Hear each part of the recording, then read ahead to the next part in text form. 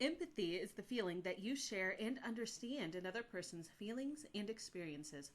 But what happens when it's not imagined but real? What does it mean when you literally experience other people's anxieties, frustrations, and physical pains as though they were your own? When another person's experience and your own experience are indistinguishable? Well, my friend, that means that you are an empath. Hi, I'm Reverend Carety, the spiritual mechanic, and today's episode is all about the difference between having empathy and being an empath. In my practice, I often see people confuse being an empath and having empathy. It's assumed that if you have empathy, you are empathic, or if you claim to be an empath, you are simply imagining it and are simply very empathetic. This is pure baloney. Being an empath is a physical experience, whereas having empathy is a mental exercise. They are two distinct and separate skills.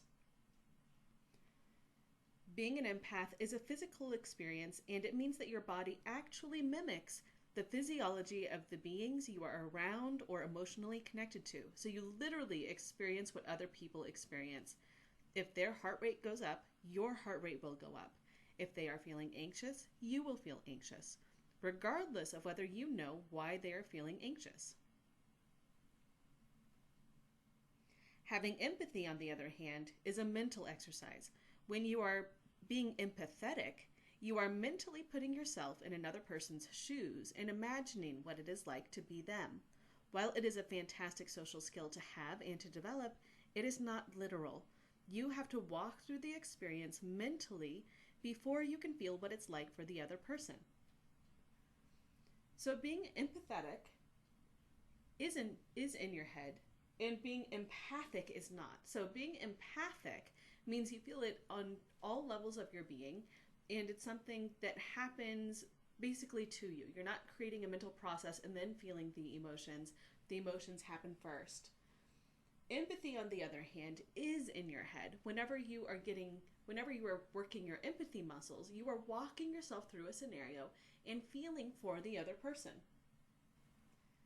Let's bring this down to earth with an example, shall we? If you are an empath and your best friend Susie is having a terrible day and feeling depressed, you will start to feel depressed even though there is no external trigger present in your environment. Even though everything is going fine on your end, you'll still feel the depression. So it will look like this. Susie feels sad, you start to feel sad, and then later when you speak with Susie, you find out why she's feeling sad and the story behind the emotion. If you have empathy, on the other hand, it looks just a little bit different. Being empathetic means that Susie feels sad, explains to you why she's feeling sad, and you run through the story in your mind, and then you also feel sad too. You can easily imagine being in her shoes, and so that is what is causing you to feel sad. In both cases, you do feel the depression and the sadness. The difference is that as an empath, you feel the depression before you learn the story behind it.